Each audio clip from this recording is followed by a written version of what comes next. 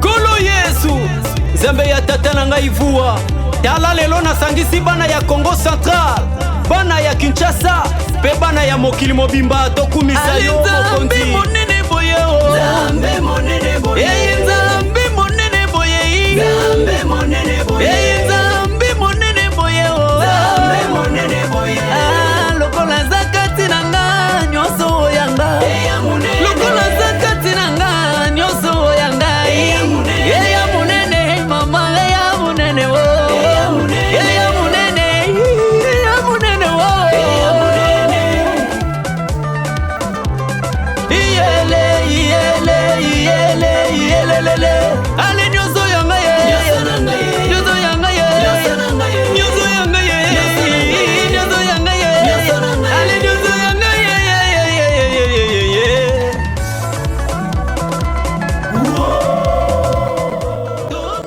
L'apôtre Jean dit toutes choses ont été créées par la parole. Rien de ce qui a été fait n'a été fait sans parole.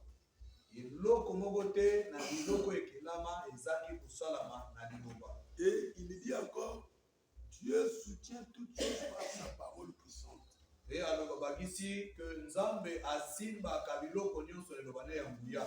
Ceci veut dire il y a une relation entre la parole de Dieu et les créatures de Dieu.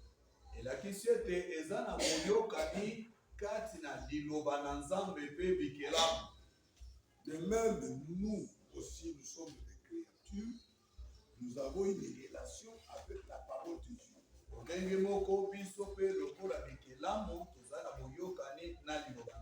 C'est pourquoi le Seigneur a parlé de la naissance spirituelle.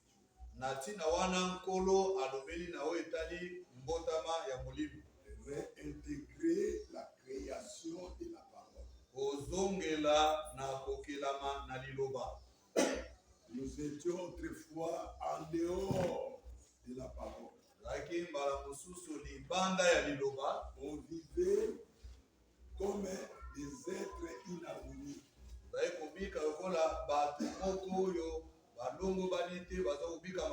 Bandits au péché, bandits aux maladies, bandits à la pauvreté, bandits à toutes sortes de choses.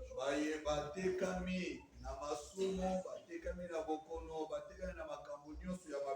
un jour, Dieu nous a appelés lui-même à réintégrer la création, à réintégrer la parole, à rentrer dans la parole. C'est ce qu'il a appelé la nouvelle naissance. C'est-à-dire vous acceptez la parole. Vous acceptez Jésus-Christ qui est parole. Dès que vous acceptez Jésus-Christ qui est parole, vous êtes maintenant dans la création de Dieu. Vous êtes maintenant enfant de Dieu. Vous allez grandir fils de Dieu.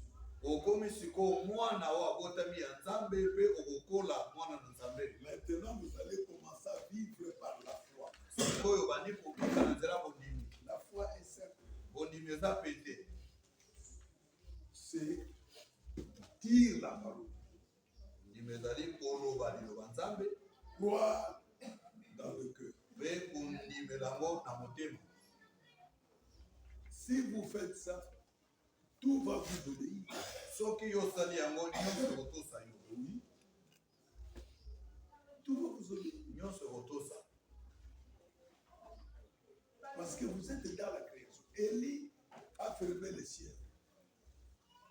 Qu'est-ce qui fait que Élie ferma les cieux? Qu'est-ce qui a fait ça? Élie se voyait créature de Dieu. Élie se voyait, j'ai été créé par la parole. Le ciel aussi a été créé par la parole. Élie voyait que je porte la parole. Je peux adresser cette parole au ciel. Et le ciel obéit. grand.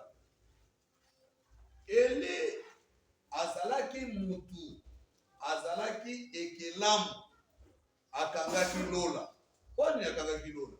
Po ye azomi yeba ete nga nazo ekelamu na kelami na liloba, likolo pe ekelama na liloba. Pe Eli azoyeba kende naza boye nazokumba liloba kati na nga. Elakisi nakoki koloba soki nalobi lola ekotosa. Yango wana alobaki pe lola ekotosa. Likolo ekotosa. C'est que les gens appellent Élie, la puissance, c'est la découverte de la puissance. Oh, bato basoba, oh, Eli azali na nguya. Ezali kaka ko ye akundoli, a découvrir boyebi oyo. Mais c'est ce que les Hérémiens disent, ceux qui croient en moi feront aussi ce que tu fais. Yango kolo alobaki ba o bazondima ngai bakosala makambo oyo nga mpe nasali. Ils n'ont pas enseigné ces choses. Ils ont fait de sorte que les gens trouvent qu'eux, ils sont particuliers. Donc, ils sont particuliers. Alors que ce n'est pas ça. C'est-à-dire qu'ils ont simplement découvert le principe de la création par la parole. Ils sont créatures, ils peuvent aussi dominer sur toute la terre avec la parole. C'est Ngai eloko nazosepela te na batata na biso bafumukimbangu to tata aidini ezali nini bango bakundoli basosoli bokonzi yango ke baza bato bakilami na liloba pe bakoki kosalela liloba bakodomine mokili mobimba na liloba bakundoli yango me babombi yango balakisi makambo wana na bato te babateli yango mpo na bango moko mpo bamikomisa lokola bato moko extraordinaire na lolenge na bango bato babangaka bango me balakisi yango na bato nyonso te. Et ils sont partis. Mpe bango bakende kwa La preuve. Preuve J'ai raison. preuve oyo ezolakisa kende bana ana raison. Quel est, pendant qu'ils ne sont plus sur la terre, quel est le tas de leurs églises? Tala siko na tango bango baza so na mokili te bango bana bango batikaki eza ndenge. Mais le Seigneur physiquement n'est pas sur la terre, mais regardez l'état de son église. Tala siko nkolo Yesu aza na bonzoto aza na mokili te mais tala siko lolenge etonga na ye parce que po ya lakisi ya na bolele.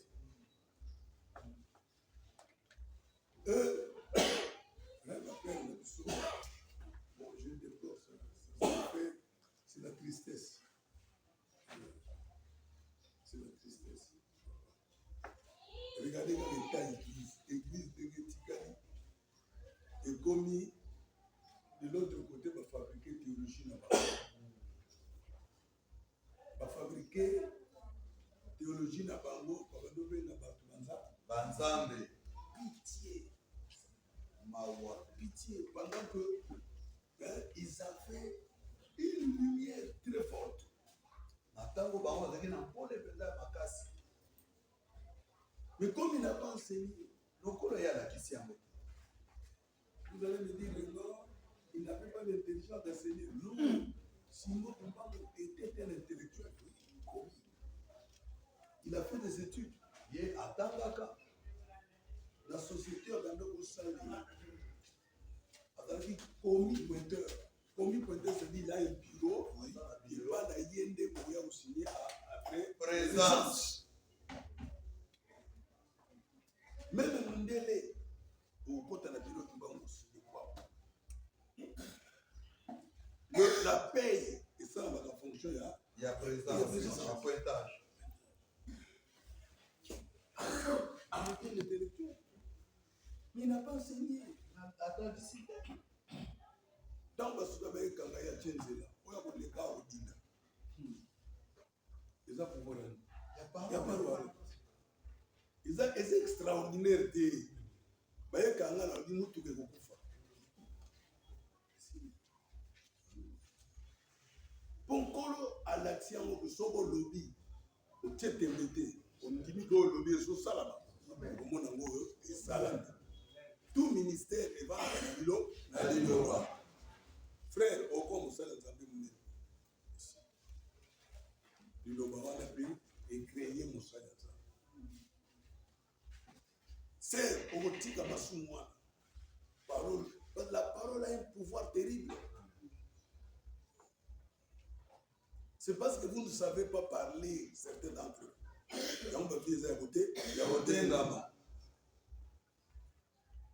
Et le malheur, c'est quoi? On vous enseigne. Bon, peut-être que nos pères ont dit, ah, l'eau plutôt que l'eau. On va te montrer là. Tu vois la bombe? La bombe, la bombe. On a les autres, on a la vie à votre tête, on a les autres, on a les autres. Mais à la l'église, nous connaissons le bagage de l'église. Si vous avez un mot et tout, c'est nécessaire. Parce que nous dit, ceux qui sont de Dieu écoutent la parole de Dieu. On a monté l'église. On va regarder l'église. Nous avons créé la parole.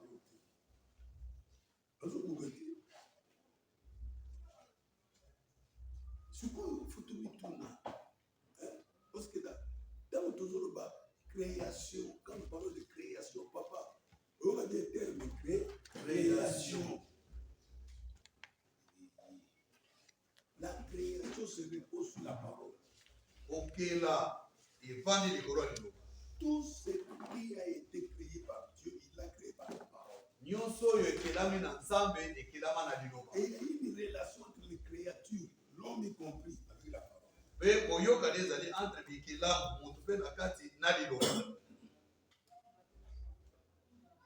Permettez-moi, je rentre un peu dans le monde. Je suis allé consulter un gangakis à l'époque, je jouais la mission.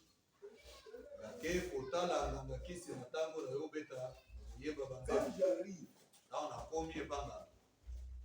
il sort une marmite.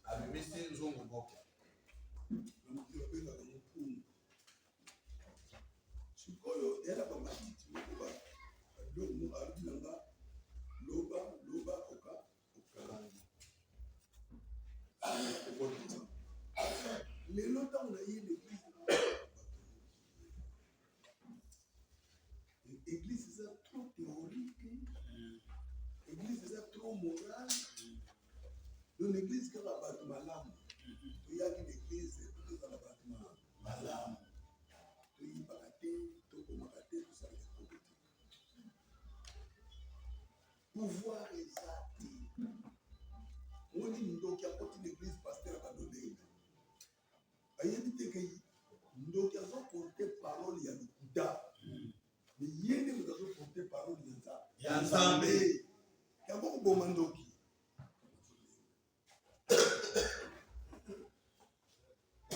Comment on appelle un Moutou? À l'homme de 10 ans, dans l'église. Azolo va sans rire. Azolo. Azolo Kanga. Ça me fait triste.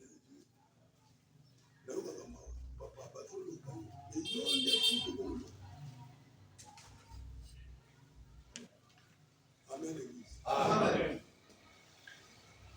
Voyons dans les Écritures, hein, frère, lisez-nous Marc chapitre 11, versets 12 à 13.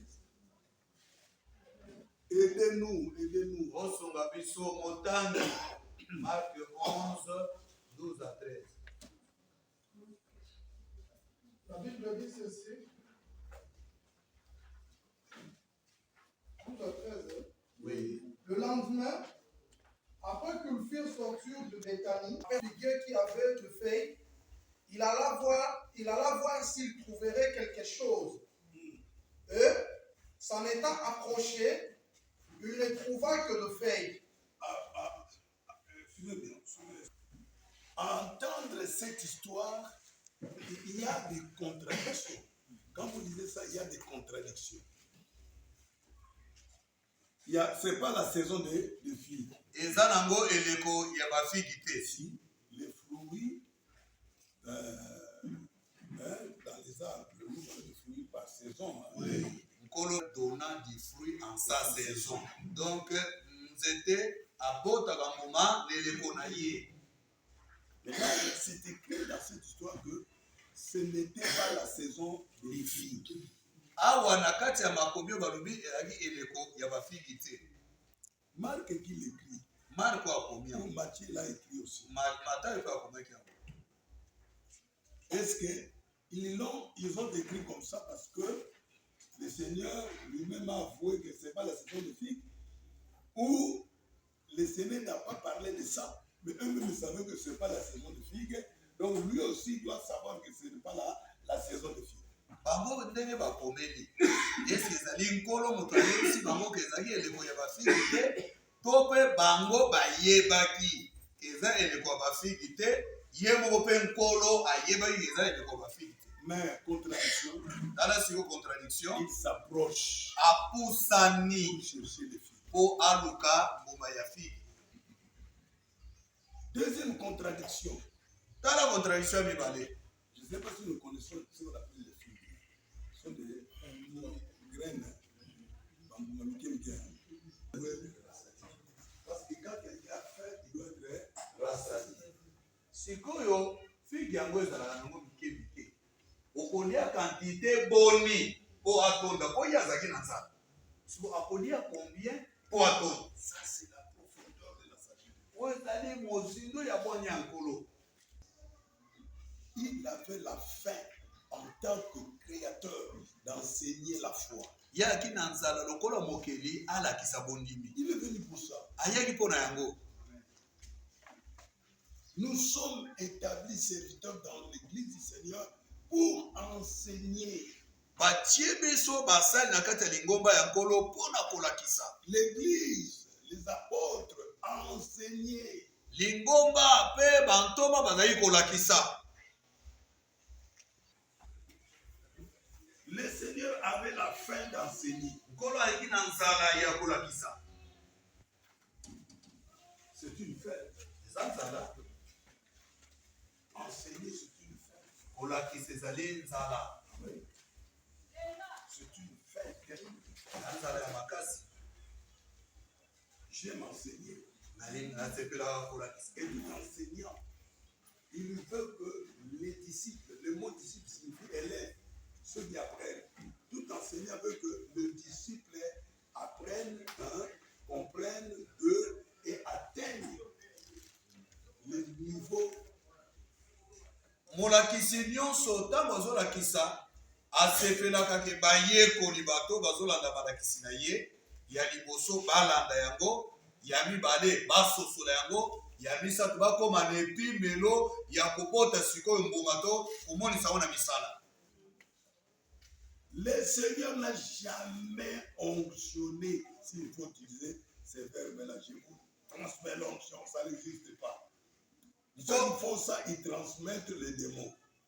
Nkolo nano asalela te naza kopesa bino epakolami nano asala yango te, bao baosala yango bazokambola nde bili mabe. Les disciples Bayekoli qui atteignent le niveau du maître, o bakomi na lolenge ya molakisi na bango, ce sont ceux-là qui ont compris. eza baoyo basosoli. Et la compréhension dépend de vous. Pe bososoli etali kaka yo moko. Quand on ne comprend pas, même sur les écoles terrestres, dans les écoles terrestres, quand vous ne comprenez pas, l'intelligence est bloquée. Même à l'église, c'est comme ça. Magami na solo baba tususu. Namoka na tana ba brochure yo. Parce que quand j'écris, j'écris avec l'intelligence spirituelle. Mais ça m'arrive aussi moi-même de lire ça et je me pose la question. Est-ce que tu peux pas Ba comprena kango. Je me pose cette question. Est-ce que tu vas comprendre? Amen. Église. Amen. Quand tu ne comprends pas, vous voyez ici l'image d'un bon enseignant qui utilise un matériel didactique. Un bon enseignant, notre Dieu. Il utilise un matériel didactique sur le figuier. Tala molakisi malamu nzambe na biso azosalela esalelo mpona kolakisa nzete ya figi.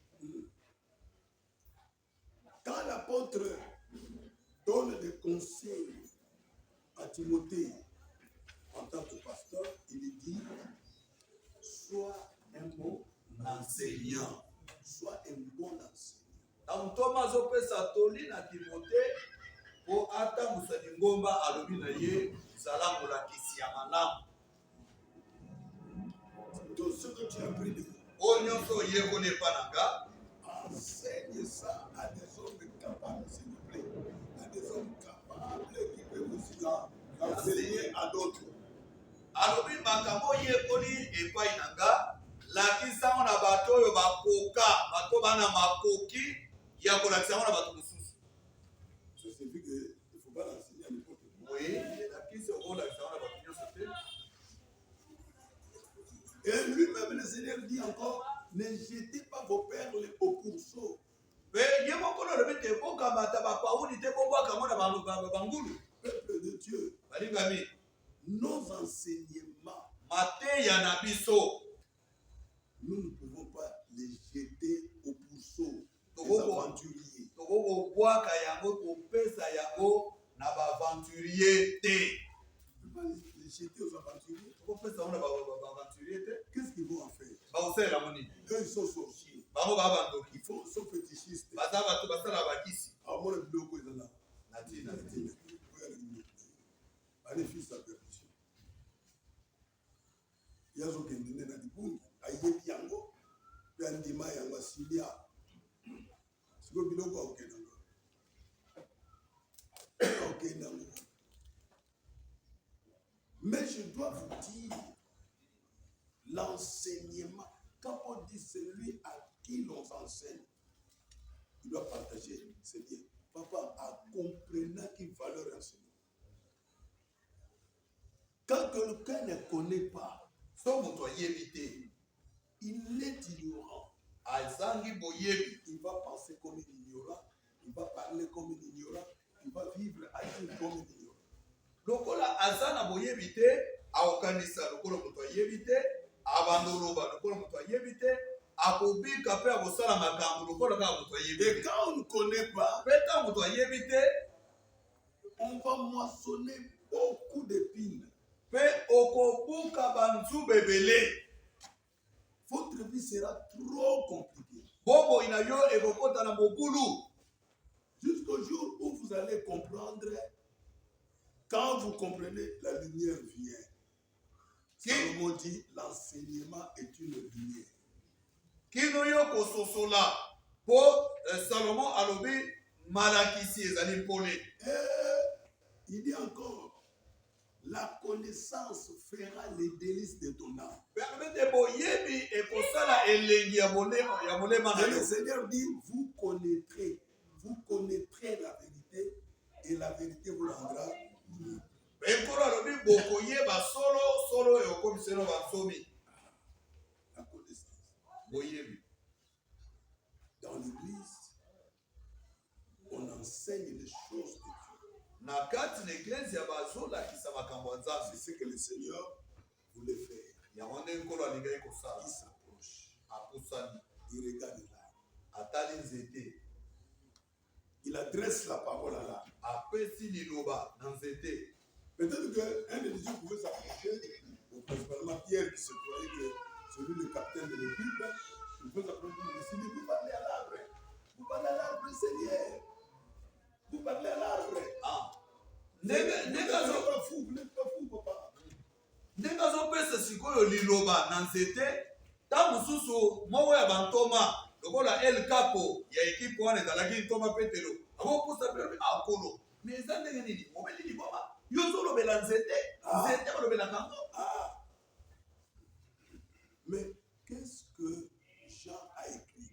Il a dit toutes choses biloko ont nyonso été créées, ekelama na liloba. même c'est-à-dire ata nzete wana figi ekelama na liloba.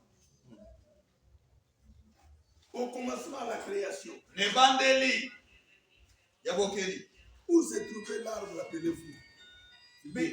bisika nini nzete wana ya figi ezalaka wa. Mais quand on a dit que le figuier paraisse, ntango balobaki ete nzete ya figi ebima, là où se trouvait le figuier, Bisika nzete Afrique ezalaka. On ne sait pas où. Na éviter ceux ezalaka wapi. Figuier a Entendu.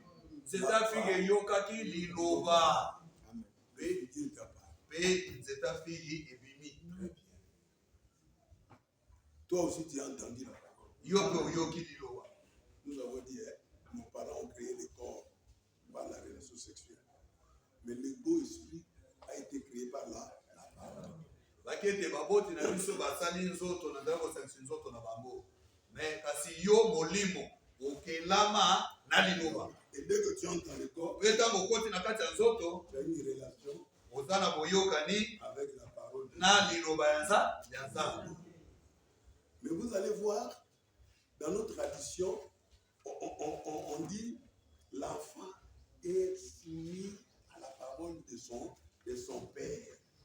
Mona na kati ya bokongo na biso balobi mwana azala na sa bokonzi ya liloba ya tata na ye.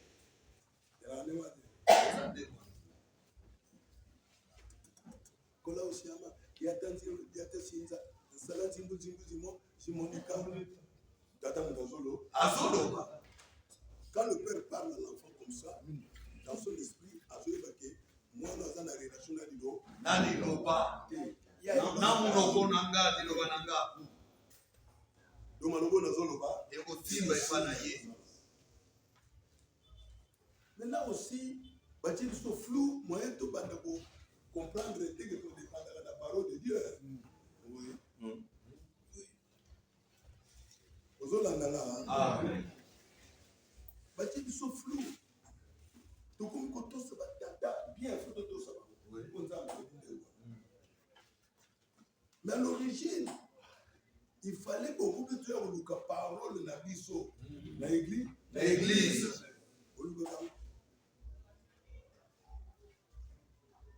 La parole pas ya pasteur na to oya ka bana na oya luka parole na yo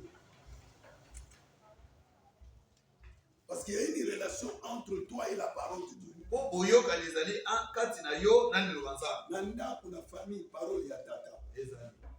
Mais l'église Parole parole de ya Dieu. Figuier oya telemelier liboso ezana Mokeli na ye.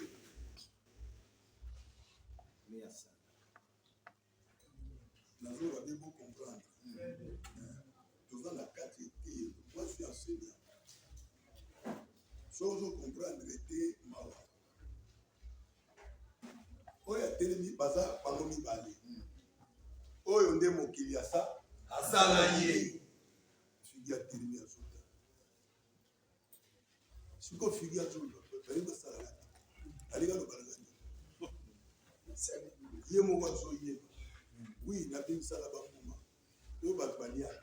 Sirma batbakusa na babu. Babu kama nguma onga na sala. Oui, nga o ezata Tana ngate. Siko ye oluka nini bana. Figure yo ka bombe. Quelle personne jamais ne mange le fruit de ton famille. Moto moko te atela kolia mbuma ya nzete na yo. Apôtre Pierre a défini ça très bien. Le figuier que tu as maudit. Ah, tomba Petro alimboli malamu. Alobi tala nzete oyo yo olobelaki mabe. Mes chers amis, bénédiction comme malédiction. Et vanda kanaka supérieur. Kwanza maïla so comprendre. Bato batengama l'église oyo ata na lobité bakotiza na schéma ya malédiction. Même na lobi pendant particulièrement à frère oyo. Mais quelque part on a vu kondi bali. Moi na mutima na soba. Ngi koyo azalaka bien. Mais lelo oyo ki na lobi. Sikoyo principe à malédiction fait simba. Et simba ka. Malédiction, bénédiction, ezalaka na munoko. Ezalaka na munoko. Nzamba ko bénir yo, akoloba na yo à travers mosali na yo. Mosali ya Nzamba ko bénir yo, akoloba. Pona bolamu bolamu oyo ozosala bénédiction ndeko na nga balukaka yango. On ne bénit pas n'importe qui. Nous t'avons sauté. Comme on peut se bénir. Namaloba ya malam. Toujours loba. Au le contraire, malédiction. Yango nazo ba batumi gozo comprendre. Net soki nazo penser que osala kamatu mabete. La Bible dit. Donc quand ça la kabola voilà. Dans le patrouille, on a balayé trop d'ensemble. Dans trop d'ensemble de Lingani, la patrouille a joué à pied. Le contraire, si on s'en a capable, frère, le Dieu créateur qui t'a envoyé sur la terre.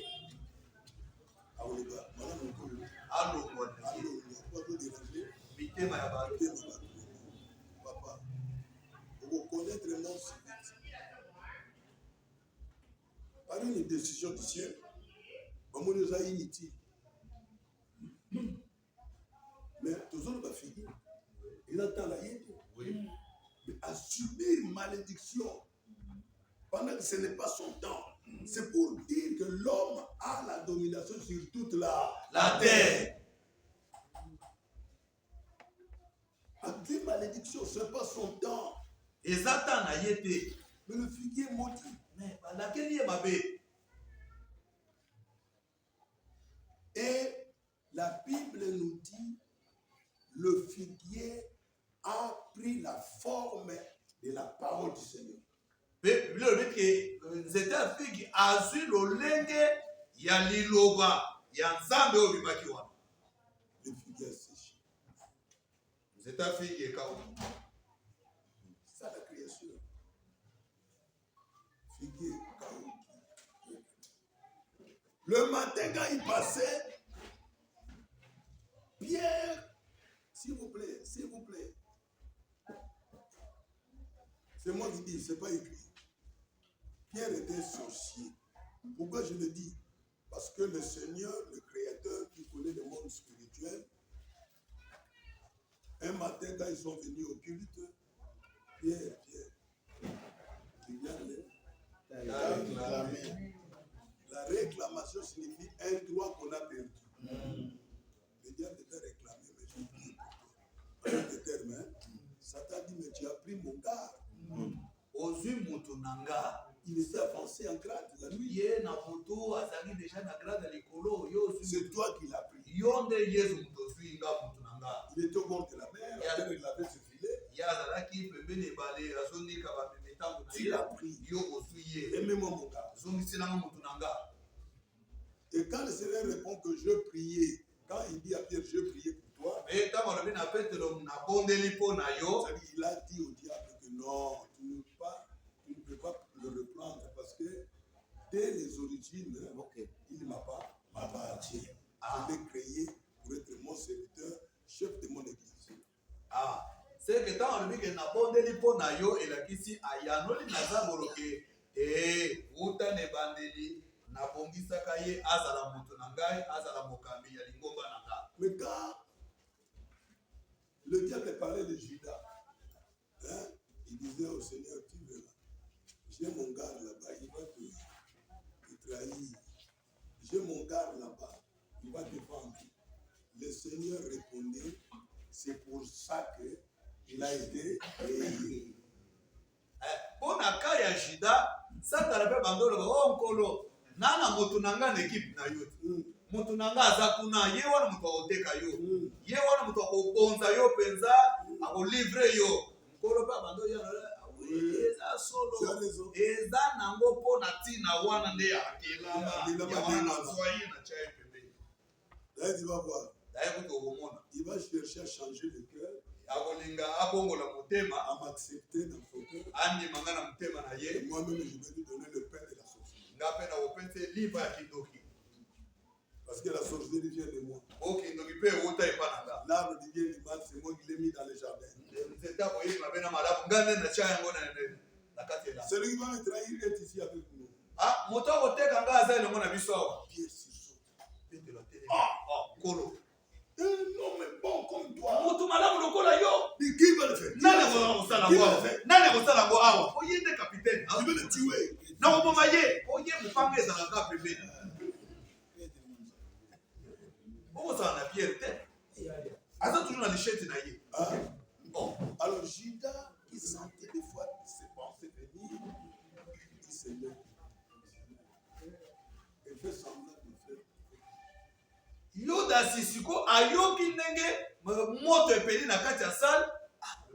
Comme des fois ses pensées viennent. Makaliso wana pe ezoya nango. Comment des mauvaises pensées de quitter cette église t'arrivent? Moi je sais. Ndenge nini makalisi mabe ya kolongo église oyo eyelaka yo na motema. Orefona pe Les pensées de haïr le pasteur. Pe makanisi ya koyina mobateli. Et il a dit, surtout ça, il a dit, on a matéia, papa oza Jida, aucun dégât. Ato, soga ndenga na soteya, o atei na kamu, atei na kamatu, atei na kanga. Sona na boto tika sukoyo, ino sukoke na bino, na na beton. Mais na soteya il a dit d'autres. Soga tomber l'exemple na yo papa. Et tombé caca. Dimango. Ainsi, papa. Vous soupez dans nos bagages, je rappelle dans mon cou. Ainsi, même mon monsieur Sotalinga. Tout Sotalinga, Yondom to rappelinga.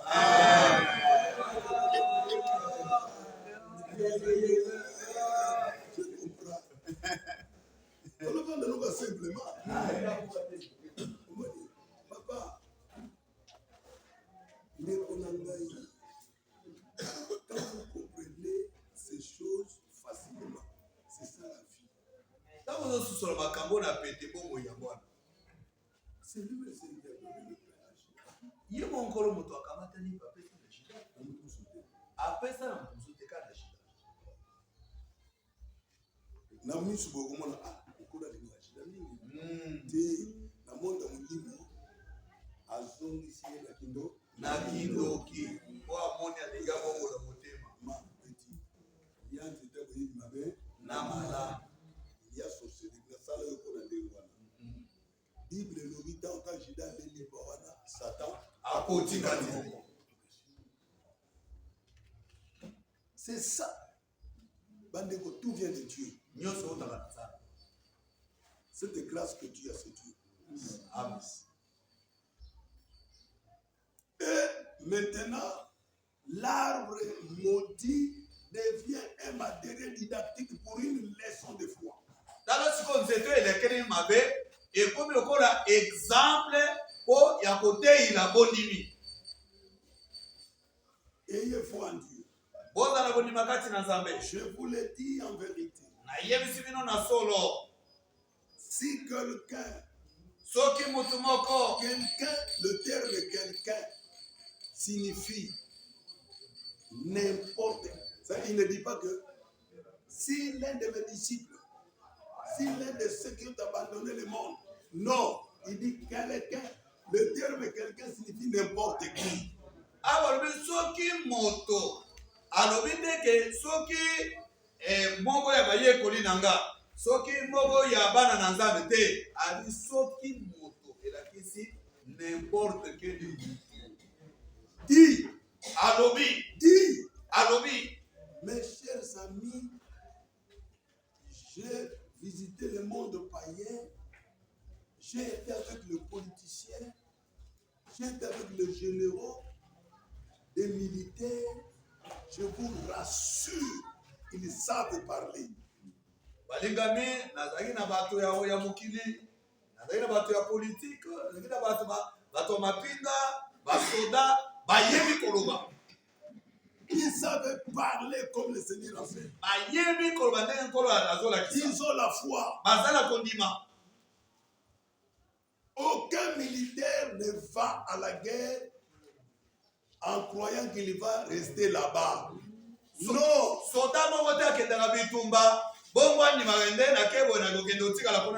Nous sommes le 28, ils seront payés le 29 demain. Lui va à la guerre. Il est en train de faire le programme à son ami. Tant nous sommes, il y a garantie. Mais il va à la mort. Eux, ils ne voient pas ça. Frère, je suis de militaire. Tu as entendu de païens. Ils ont la foi, papa. L'église du réveil. Les églises, il y a Babé, il y a le Bouddha. Amen. Comment on appelle? Chantage. Donc, bangi sabatu makambabade. Il y a des démons. L'église du réveil. Sabatu babangi, a 7 jours la délivrance. Et puis, il y a la délivrance.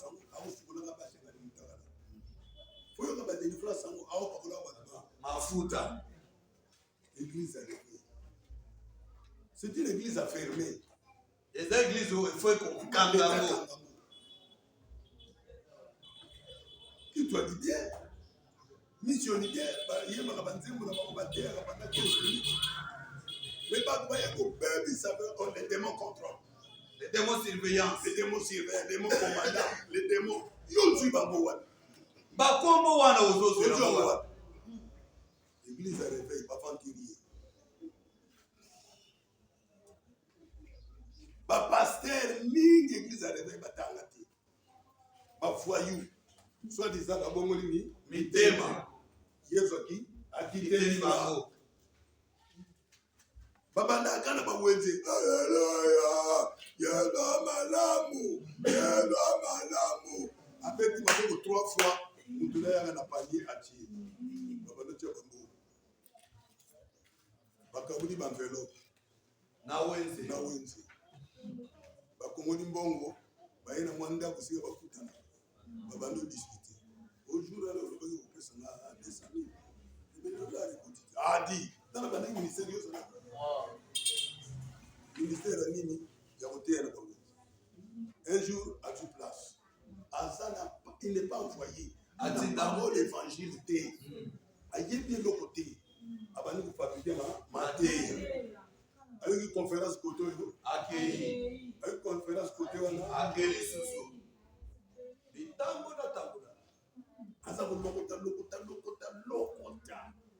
Bate ya ministère mondial ko kenda ba conférence ko za moti. OK ça. OK ko sala nini. Pour conférence yango. Loba. Mais le moment dans le ministère mondial ko kenda ba conférence.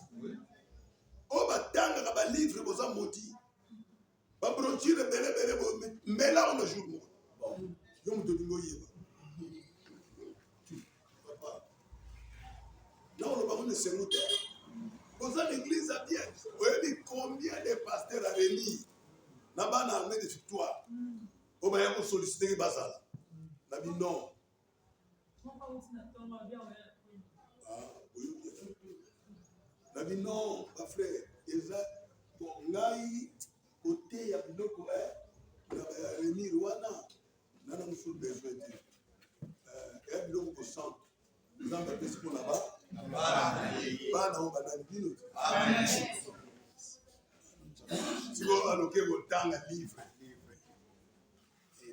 bino nyoso ko benga na ba pasteur mususu ba ya côté ya l'église na biso tamboshi ayeli wabenga ope kuna yoko kenda hotel ya bokosa bandimi bobenda lara papa na zolo ba makambo. Il y a le jugement de Dieu qui va commencer par l'église. Amen. Il faut te diriger l'église bien basia so moni muta la coordination na yo abenga ba pasteur to suspendre ko suspendre za ko tia mutu tonga chida ba pesa ili pate ba pesa ni nana nkolo yemcha biso beto pesa ili pa kindo allo banaye azo be église nango ake nango église nango ko yeah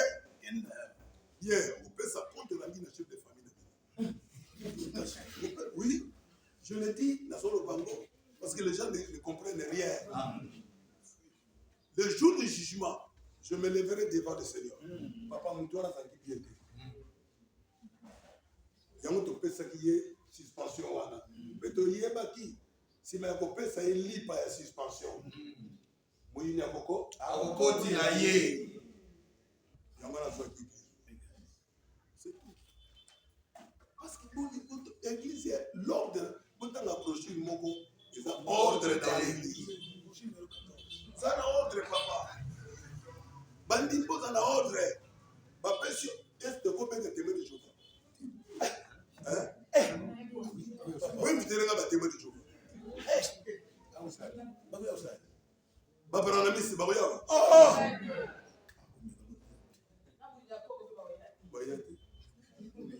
Tout ça, il y a pas ah oui, pas ça. Toujours avoir pété. Non, vous soyez prendre la liste. On dit maté. On va mettre brochure au PCA. On tang à monter. C'est pas ça, c'est que les prophètes. Témoin de Jéhovah. Papa. Les Mormons. Aïe, on va venir à bassin sur le dernier jour. Même à Zobélo, on va venir à Kenda Bobonde la Pona, nous devons l'hôpital à City. La Dibanda va la côte, maman n'a pas gémi. A gémi. La poussani, la prière pour les mois. On dit matin. L'histoire de méthodiste. La méthode de mon solennel. On dit matin, frère. Nous n'avons pas besoin de l'hôpital. Il y a un talent. Oui, parce que je réponds pour maman qui doit. Tant on a zoya, la vie a faut crier le on a le balai qui n'a pas l'homme. On a outil d'école. La dimisika. Batindinga, et pas ya Tatana Nina Nisani. Donc on a fait ça la stage dans la cour. Mais il restait 3 ans à la maladie. Il y a une question.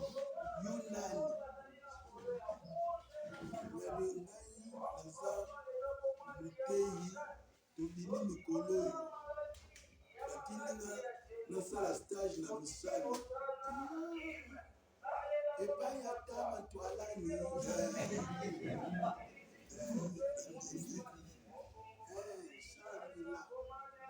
Kasi mama ngata na kusambela so na ndi amende na kusimbula ndi boko hoteli na kutani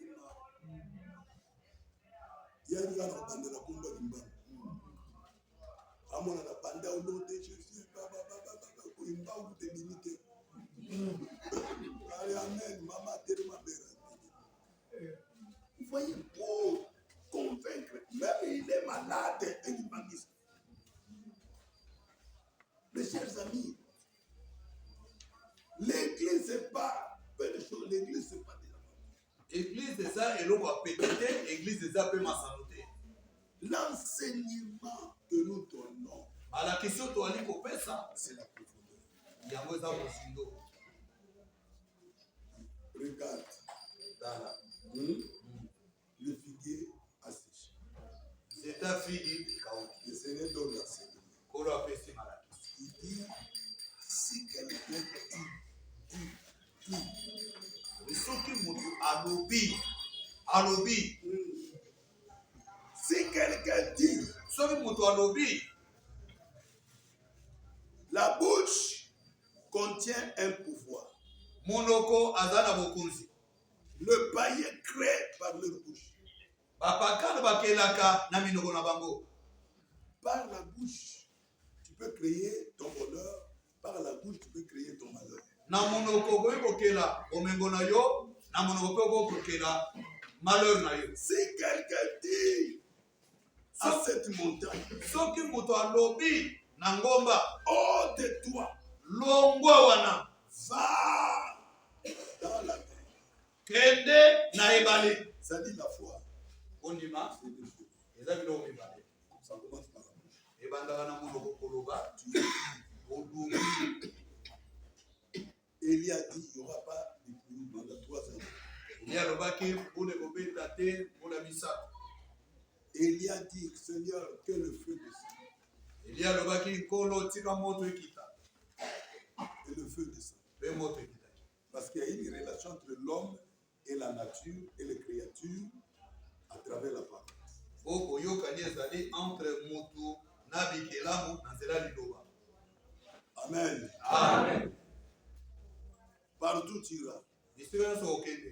Crée ton voyage par La parole. Kela mobembo na yo na liloba. naokende naokutana bato wana na mosala makambo Et aussi bas. l'ange de Dieu est avec moi au départ Et à mon arrivée. comme à À mon retour. oke kitambo ngai defenoka na magie culte esili 20 heures tellement mosaleli makasi bato bapriere kitambo kaluka donc oleki Jamaïque aussi. cimetière ya kitambo na se de retour ba 20h30 tokomi juste tobandi makolo kuna na Kaluka. ti na Jamaïque. Ok. Babisi omoni na ba 20h30 21h moins biso eyi wana etourne kutu mpe ndenge ezotourne eyatikaka biso bamoa jeprese batokende batokomi na victoire mbula. Non, on était 4. Là, papa, c'était le 5 membres. Il y avait un pasteur qui était là. On m'a tombé. On m'a dit, tu as les 3.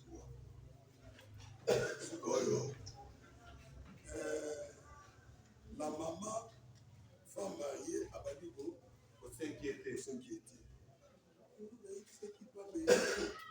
C'est qui pas mérité. Tu vas limite. Inquiétude et nous y affecter. Ok. D'un coup, il y a un bien. La connaissance fera les délices de ton âme. Et puis, le juste vivra par La foi. De la foi, c'est certes en proportion de De la connaissance. Au bout de la moko, la loubi. Loka. Nzamba no pine la biso. Voiture. À hôtel de Mao. La voiture. Mes chers amis, que le 2 minutes après, tout le monde voiture nous était le chauffeur à total. Le bâtiment. La secrétaire en Chine.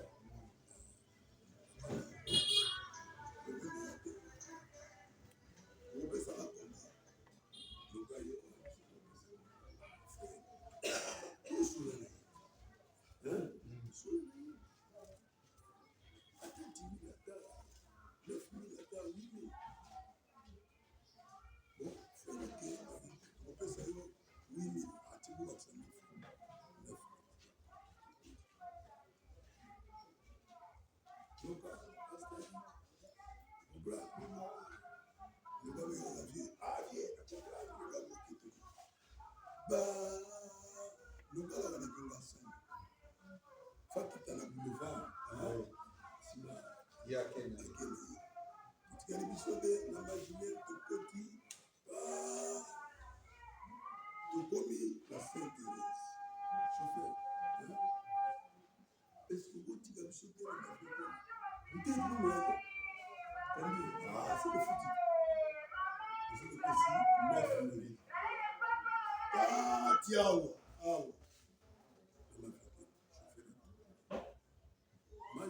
papa, mon pouvoir de parole, Salada,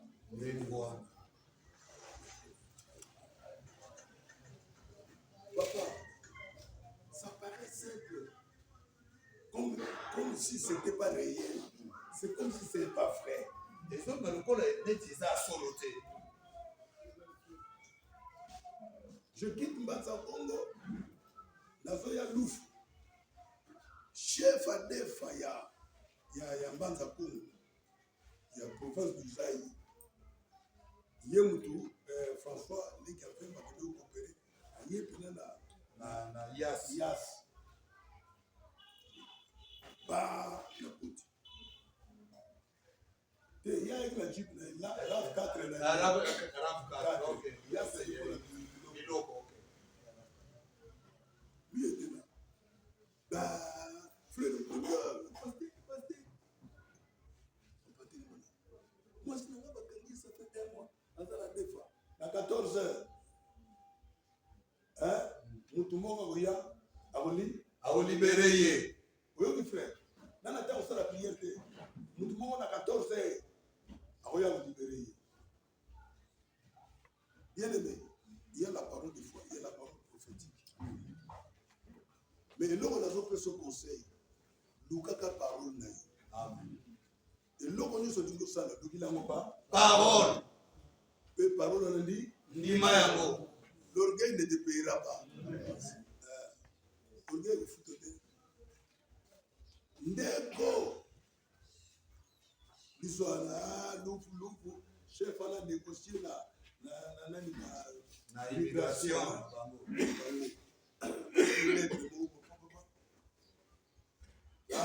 abimisinga tili banda tina na deuxième na biso OK. Oya kuya Zaïre bayebi pas à travailler pe na frontière. Oh chef ça Okilo nanga mobile mwana nanga à quel point la voiture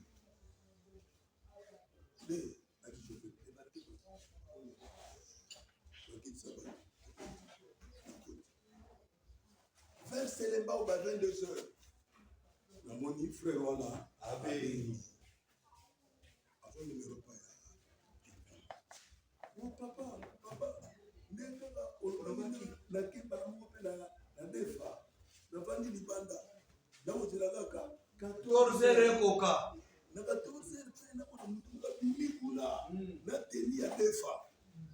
Tozebele la femme ya tunika kanga. Nous sania.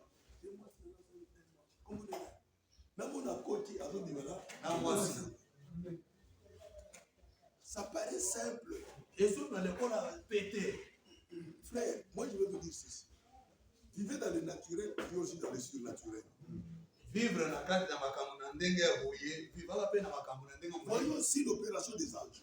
On a appris ndenge ba ange ba sa kusala. Faites l'expérience de votre foi. Sale sa bondimi na yo. C'est possible. Et ko ko sala. Le Seigneur a dit tout est possible. Kopeka naturel te na mayele ya famille na bino na mayele suya nini non. Ça c'est une intelligence. Faut payer ça mayele. Plus que les intelligences du terre. Oleka mayele ya mukili. Oh ba tielo ko wana na $1000 kende na 200. Si mon Dieu foi au lobby nzamba kusali. Amen. Mama na biso ke somba bilo. Akomi akuti mulongo bayaki banda 6 heures. Ya ke pembe. Pembeni wana asako azolo Azoloba.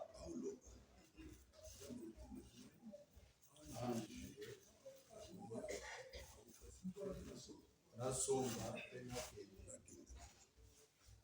Abi papa nazoli kutaka hiyo. Namona ka policier mmoja.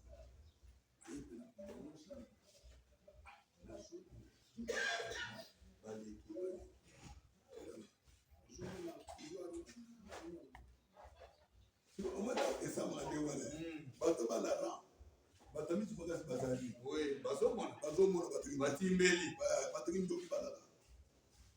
Oba kifaka makambo hapa.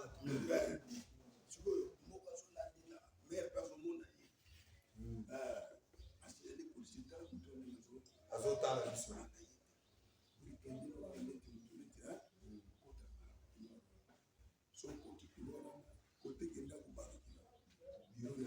Ya gérant.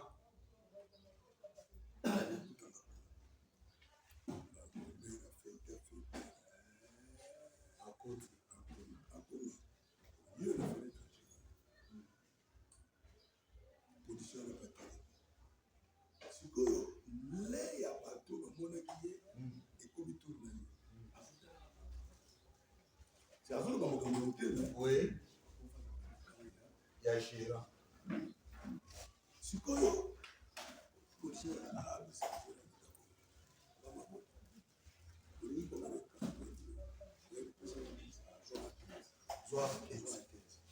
parce que l'homme n'a limité de côté. Mais l'olobi, bon, bah, c'est que là, il y a un petit papa. Il a il me l'a couleur, voilà. Normal. Ah, tu vas me killer au Bongate. Mboko e Bongate, na bino wa Bongate.